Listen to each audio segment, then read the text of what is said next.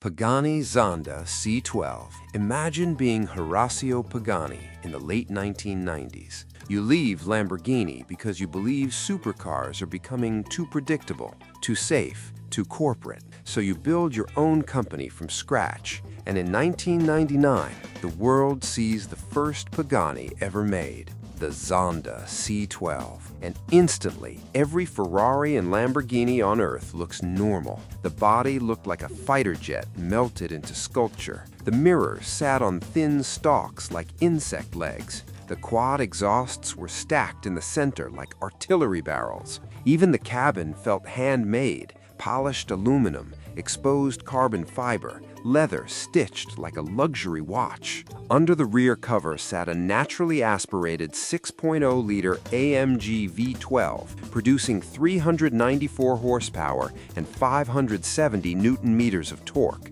The engine screamed all the way to 7,000 RPM, launching the car from 0 to 60 miles per hour in 4.0 seconds and onto a top speed of 185 miles per hour. And remember, this was 1999. The chassis used lightweight carbon fiber composite construction inspired directly by Horacio's aerospace obsession, while huge ventilated disc brakes gave the car stopping power most supercars at the time couldn't match.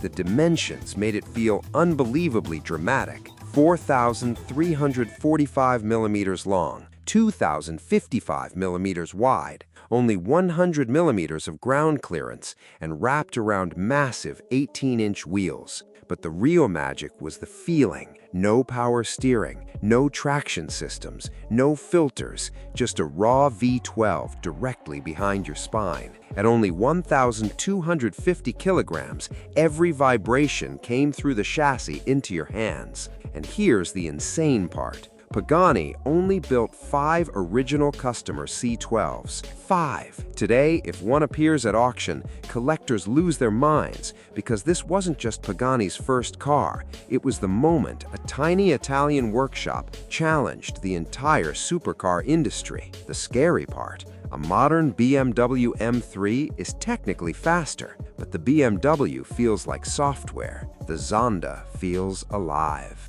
Pagani Zonda C12S. The original Zonda shocked the world. The C12S terrified it, because this was the moment Pagani stopped being a small exotic startup and became a genuine threat to Ferrari. Horacio wanted more speed, more drama, more insanity, so the engine grew into a monstrous 7.3-liter AMG V12, originally designed for the ultra-rare Mercedes SL73 AMG. Power jumped to 555 horsepower with 750 newton-meters of torque. The engine delivered its brutality at around 5,900 RPM, launching the car from 0 to 60 in just 3.7 seconds before blasting past 208 miles per hour. Suddenly, Pagani had entered the 200-mile-per-hour club. Back then, crossing 200 miles per hour wasn't normal, it was legendary. The chassis became stiffer, suspension tuning improved dramatically, and aerodynamic stability at high speed became far more serious than the original C12. This is also where the iconic elongated nose design appeared, giving the car a sharper and more aggressive stance. The dimensions grew slightly: 4,395 millimeters long, still 2,055 millimeters wide, 18-inch wheels at the front, 19-inch wheels at the rear. Pagani also upgraded the braking system with larger ventilated performance brakes to handle the added speed and power. But the car still kept its terrifying personality. The front splitter scraped everything. Rear visibility was almost non-existent. Driving it in traffic probably felt like parking a missile, and people absolutely loved it, because now Pagani wasn't experimenting anymore. They were evolving.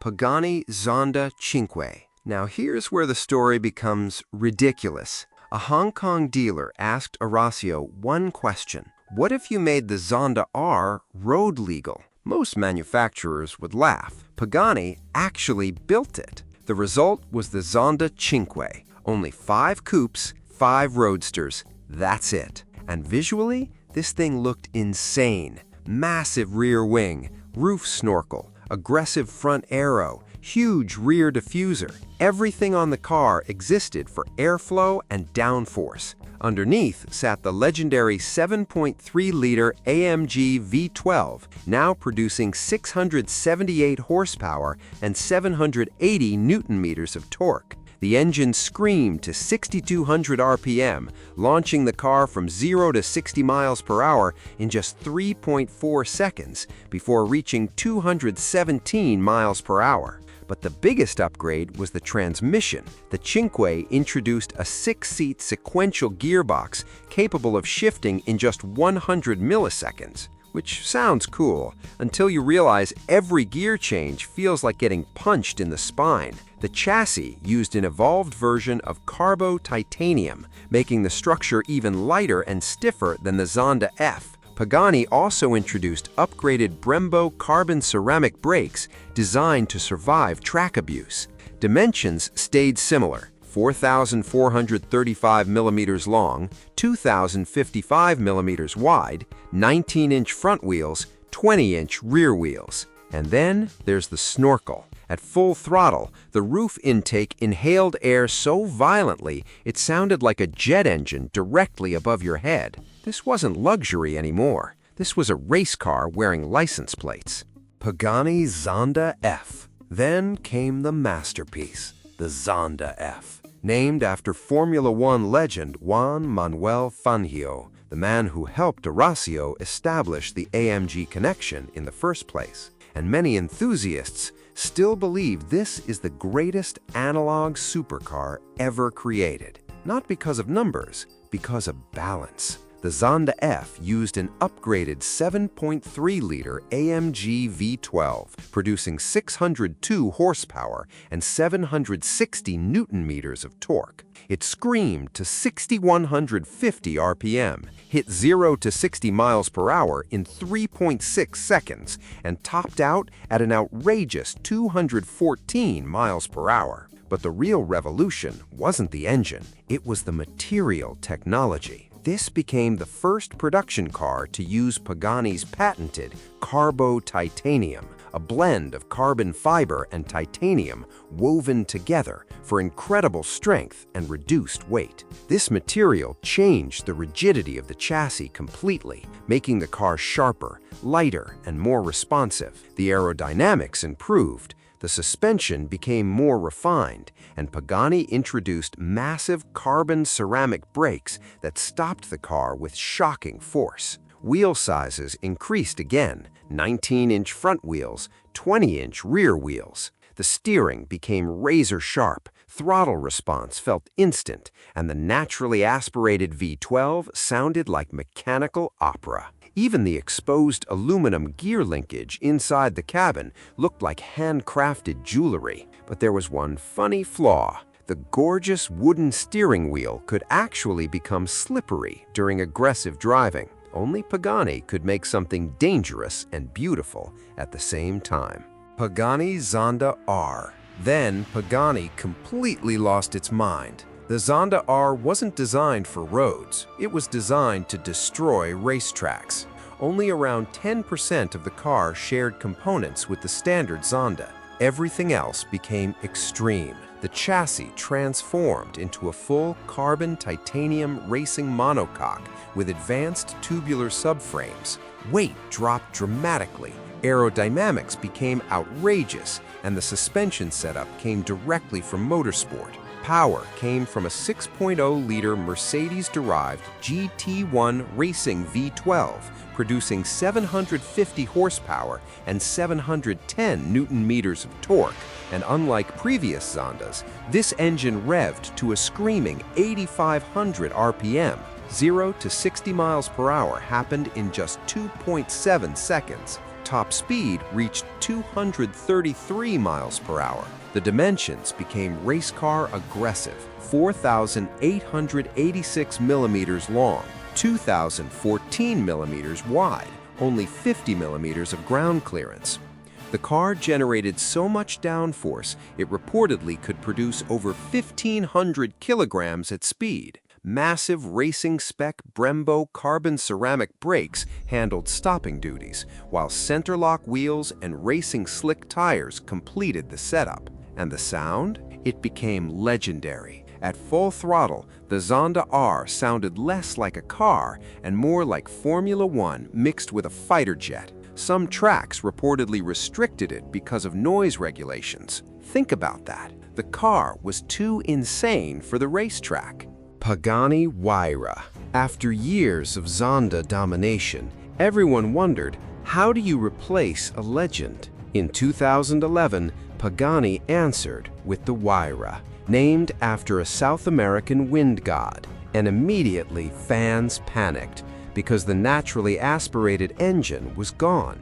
In its place sat a 6.0-liter twin-turbo AMG V12, producing 730 horsepower and a monstrous 1,000 newton-meters of torque. 0 to 60 miles per hour dropped to 3.2 seconds. Top speed climbed to 230 miles per hour. Peak torque hit around 5,800 RPM. And unlike the Zonda, the Huayra focused heavily on active technology. 4 independently controlled aerodynamic flaps adjusted in real time like wings, changing drag and downforce dynamically while braking and cornering. The chassis introduced a more advanced carbo-titanium monocoque, paired with new crash structures for greater rigidity and safety. Massive Brembo carbon ceramic brakes remained standard, while the suspension system became far more sophisticated and compliant than previous Zondas.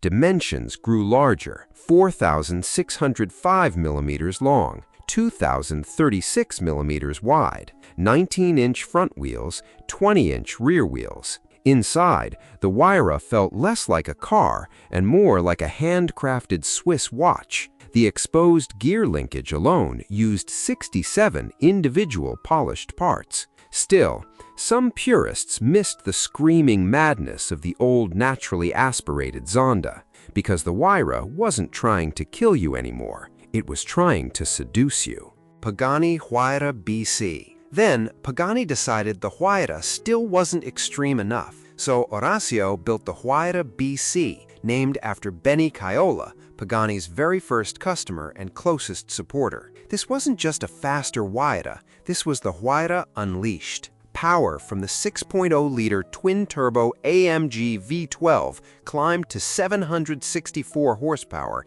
and 1,000 newton-meters of torque. The engine hit peak fury around 6,200 RPM, throwing the car from 0 to 60 miles per hour in just 2.8 seconds, with a top speed beyond 230 miles per hour. But the real obsession was weight. Pagani engineers attacked every single kilogram on the car. The BC introduced a new material called carbon triax, a highly advanced carbon weave dramatically lighter and stronger than traditional carbon fiber. The result? The car weighed only 1,218 kilograms. That's absurd for a modern twin-turbo hypercar. Aerodynamics became far more aggressive than the standard Huayra. A giant rear wing, massive diffuser, new front splitter, active aero refinement everywhere. Downforce increased massively, making the BC feel glued to the road at insane speeds. The suspension setup also became much stiffer and more track-focused. You could feel every crack in the pavement directly through the seat. Wheel sizes increased again, 20-inch front wheels, 21-inch rear wheels. Pagani also upgraded the Brembo carbon ceramic braking system for harder track use and shorter stopping distances. And despite using turbochargers, the BC somehow retained emotional chaos. It still felt alive, still dramatic, still terrifying. But rough roads became torture. This wasn't a grand touring anymore. This was a hypercar with anger issues.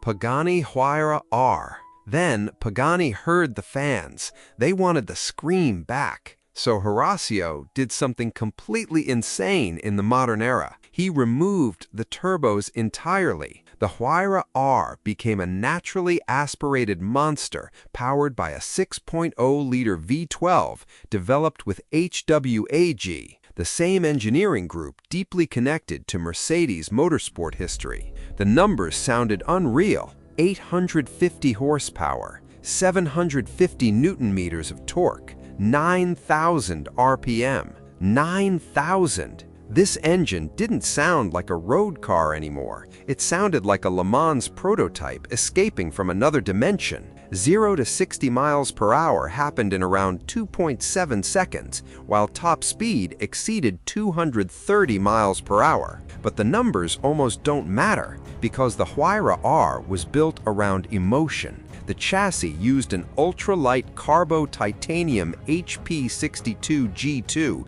and carbo-triax HP62 composite monocoque, far stiffer and lighter than previous Paganis. The entire car weighed only around 1,050 kilograms. That's lighter than many sports cars with half the power. The engine itself became a structural component of the chassis, exactly like a true race car. Remove the engine, and the rear structure basically separates from the cockpit. Aerodynamics became completely extreme. Huge rear wing, roof scoop, massive diffuser, flat underbody. At high speed, the Huayra R generated enormous downforce, allowing insane cornering speeds. The braking system used massive Brembo CCMR racing brakes specifically designed for repeated track punishment without fading. And unlike road cars, the Huayra R rode on full racing slick tires mounted to lightweight 19-inch centerlock wheels.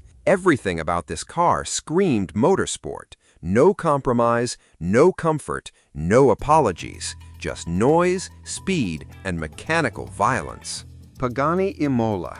Then came the Imola, named after one of the most legendary and dangerous racetracks in history. And unlike most Paganis, the Imola wasn't designed to be beautiful first. It was designed to dominate. Horacio tested the car for over 16,000 kilometers on track, because the Imola became Pagani's rolling laboratory for future technology. Under the rear bodywork sat an upgraded 6.0-liter twin-turbo AMG V12, producing 827 horsepower and an insane 1,100 newton-meters of torque. That's more torque than many heavy-duty trucks. 0 to 60 miles per hour dropped to just 2.6 seconds. Top speed reached 224 miles per hour.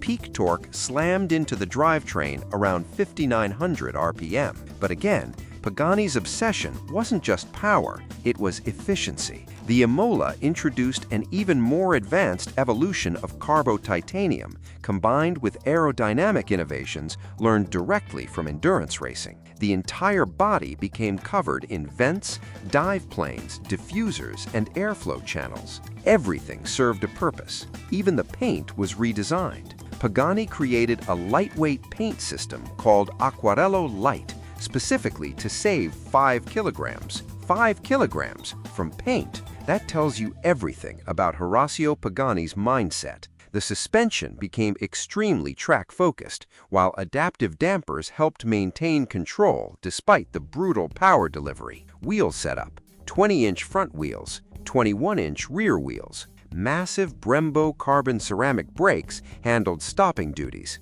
while sticky Pirelli Trophy R tires helped transfer the madness onto the asphalt.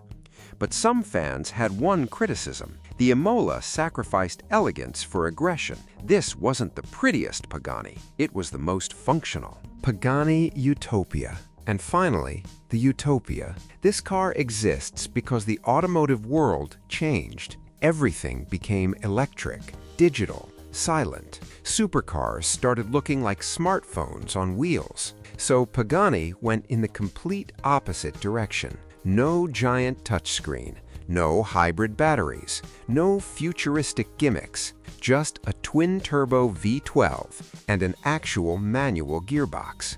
In modern hypercar culture, that decision feels almost rebellious. Underneath the elegant body sat a 6.0-liter twin-turbo AMG V12, producing 864 horsepower and 1,100 newton-meters of torque. 0 to 60 miles per hour happened in around 2.8 seconds. Top speed reached roughly 217 miles per hour.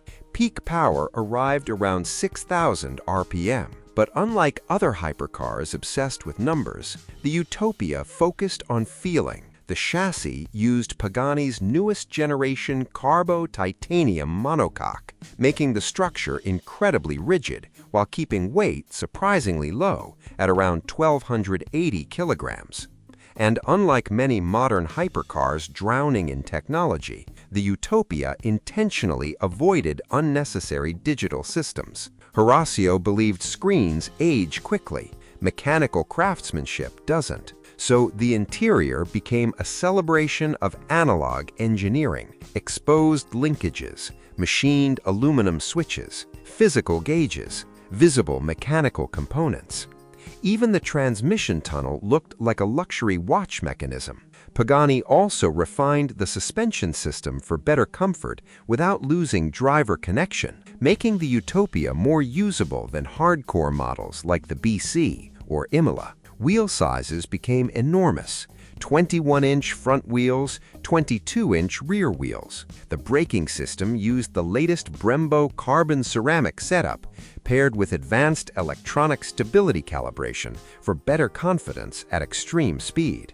And somehow, despite producing nearly 900 horsepower, the Utopia still felt old school. That's what makes Pagani different. Ferrari chases lap times. Bugatti chases speed records. Pagani chases emotion. And the Utopia may be the purest expression of that philosophy yet. Because in a world racing toward digital perfection, Pagani is still building machines with a soul.